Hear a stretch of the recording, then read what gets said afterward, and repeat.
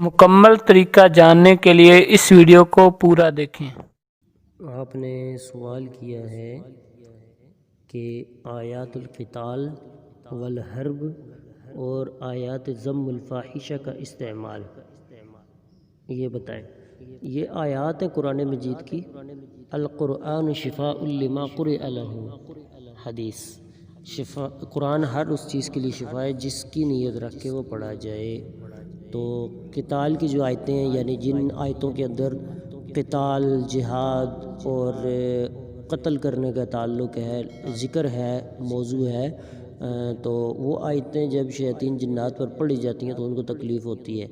آیات ذم الفاحشہ یعنی فحاشی کی مذمت پر مبنی جو آیتیں ہیں قرآن میں، وہ عموماً جو زانی جن ہوتے ہیں، شیاطین جو کہ زنا کے جو معاملات وہ کرتے ہیں انسانوں کے ساتھ، تو ان کے اوپر یہ پڑھی جاتی ہیں۔ معالج حضرات ہی ان کا جو ہے نا استعمال وہ سمجھ سکتے ہیں، عام بندہ بھی پڑھ سکتا ہے، لیکن کسی معالج کی نگرانی میں اور طریقہ کار مکمل اس کو، یعنی اذکار صبح شام کی پابندی، جی شریعت کی پابندی، منکرات سے بچاؤ اور یہ ساری چیزیں، اور ایسا ماحول، ایسی چار دیواری جہاں پہ اللہ کی نافرمانی نہ ہو، اور اکیلے میں یہ نہ کرے، کسی بڑے کو، کسی اچھے کو ساتھ بٹھا لے، ٹھیک ہے، جو اس کا ہمدرد ہو، ٹھیک ہے، دشمنوں سے یہ علاج چھپا کے رکھے تاکہ ان کو نہ پتہ چلے کہ یہ اپنا علاج شروع کر رکھا ہے اس نے، یہ نہ ہو ادھر سے یہ توڑ کرتے رہے، وہ ادھر سے جوڑ کرتے رہے دوبارہ۔ تو یہ علاج عموماً نہ کسی کو بتائے بغیر شروع کرنا چاہیے، تنہائی میں بھی نہیں کرنا چاہیے، یہ بھی بتا دوں، ٹھیک ہے۔ ان کا استعمال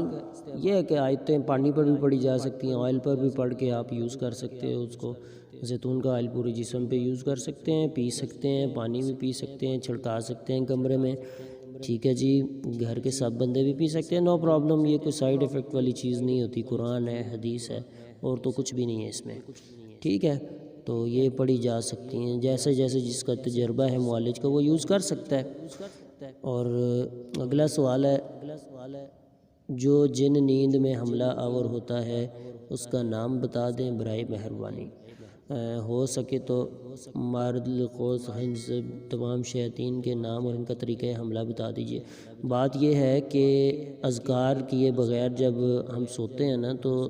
عموماً دیکھا ہوگا جسم پہ وزن پڑتا ہے، کلمہ پڑھیں تو کچھ بھی پڑھنے لگیں پھر بھی وہ آواز ہی نہیں نکلتی، آواز نکالنا چاہیں پھر بھی، ٹھیک ہے، کسی کو آواز دینے بھی نہیں ہوتی، بالکل ایسے، تو اس ٹائم نا اعوذ باللہ من الشیطان الرجیم، اللہ اکبر، یہ پڑھنا چاہیے۔ اس سے پہلے ہم کو پڑھ کے سونا چاہیے نا، جو نبوی اذکار ہیں، آخری 3 قل ہیں، اللہ کے نبی وہ پڑھ کے سوتے تھے روزانہ، جسم پہ ہاتھ پھیر کے ایک ایک بار 3 بار یہ کام کر کے جسم کا بستر جھاڑ کے تو یہ سوتے تھے۔ اور آپ نے پوچھا شیاطین کا جو ہے ان کا طریقہ حملہ بتا دیجیے، تمام شیاطین کا۔ دیکھیں ان کے حملے کے ذرائع ان لمیٹڈ ہے،